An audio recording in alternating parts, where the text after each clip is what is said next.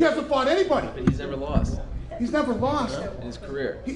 Since he's come back, since the Pride days, listen, if he was still fighting the caliber of fights from the Pride days, I wouldn't argue with you one bit. Right. He is so far from being the best. Where do you have him? Huh? Would you put him top 5?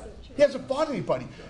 The thing that you have to understand is if you take a guy like Anderson Silva, George St. Pierre, BJ Penn, any of the guys that are in the top tier in the heavyweight, they're fighting the best fighters in the world 3 times a year. That's why I think GSP, he's been tested with Finch. Well, you just said, well, Anderson Silva was hurt, he's been out. GSP was just hurt now for a while too. Yeah, but this guy hasn't lost. He just broke the record for most wins in the UFC, for most title defenses. He's got, he's moving up and down in 2 different fucking weight classes. Do you think George St. Pierre could go up to 80? I don't even want St. Pierre to go to 85. Why not? Because he's a huge star, and I don't want to see him go to 85. He's doing just fine at 170. Anderson Silva, I believe he can go to 85 and could compete at heavyweight too. He's that fast, that talented, and that good. He is. Pound for pound, best fighter in the world, boxing, pinochle, any other fighting sport out there, he's the best.